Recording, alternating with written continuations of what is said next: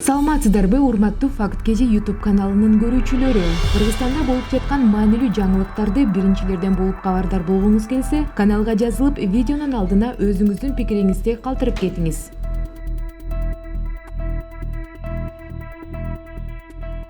Жогорку Кеңештин депутаты Гүлшат Асылбаева аны шылдыңдагандарга нааразы болду. Бул тууралуу ал бүгүн Жогорку Кеңештин жыйынында билдирди. Мен кечээ кыргыз тилинде доклад окуганмын. Социалдык тармакта эл мени кыргыз тилин билбейт, Р тамгасын айта албайт экен деп шылдыңдап жатат. Мен кыргыз тилин жакшы билберимди мойнума алам, бирок мен аракет кылып жатам да. Мени шылдыңдашса дагы мен кыргыз тилинде сүйлөй берем, деп билдирди депутат.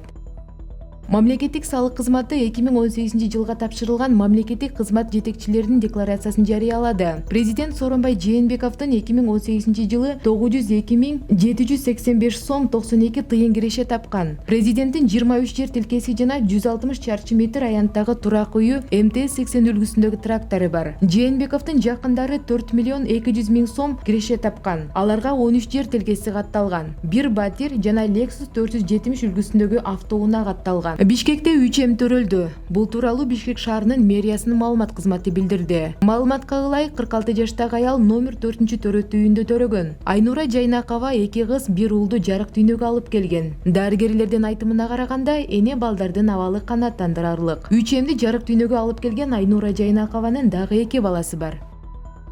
Күйөөсүнүн өлүмүнө шектүү келин кармалды. Бул тууралуу Ош шаарынын Ички иштер башкармалыгынын маалымат кызматы билдирди. Ош шаардык Ички иштер башкармалыгынын оперативдүү кызматкерлери тарабынан Алай районунда каза болгон күйөөсүн жоктоп боз үйдө ыйлап отурган жеринен адам өлтүрүүгө шектүү катары Ош шаарынын 1991 жылы туулган тургун ПГ аттуу келинди кармап келишти. Келин алгачкы тергөө амалдарынын жүрүшүндө өз күйөөсүн башына арматура менен чапкандыгын мойнуна алды. Буга чейин алгачкы тергөө амалдары көрсөткөндөй, маркум 1973 жылы туулган Ысаков Үмүтбек өз аялы менен өз ара келишпестиктен улам жакшы эмес мамиледе болгон. Ошол күнү 19 ноябрда болжол менен саат 23:30 чамаларында Ош шаарындагы көп кабаттуу үйлөрдүн биринде үйүнө кирип, бут кийимин чечип жаткан учурда аялы ПГ арматура менен башына 3 ирет чапкан. Натыйжада Ысаков Ош шаардык ооруканасында өзүнө келе албай каза болгон. Оор абалда жаткан күйөөсүнө аялы жана коңшусу чакырган. Аялы өз кылмышын жашырып, коңшусуна сырттан жараат алып келип жатып калды деп айткан. Каза болгон Үмүтбек Ысаков Ош шаарында маршруттук такси айдаган, 4 баланын атасы. Учурда Ош шаардык Ички иштер башкармалыгынын тергөө кызматы тарабында Жазык кодексинин 138 беренесинин 3 пунктунун белгилерине ылайык сотко чейинки иликтөө иштери башталды. Далил буюм катары узундугу 97 см, диаметри 12 мм болгон арматура алынды. Шектүү ПГ Ош шаардык Ички иштер башкармалыгынын убактылуу кармоочу жайына киргизилди.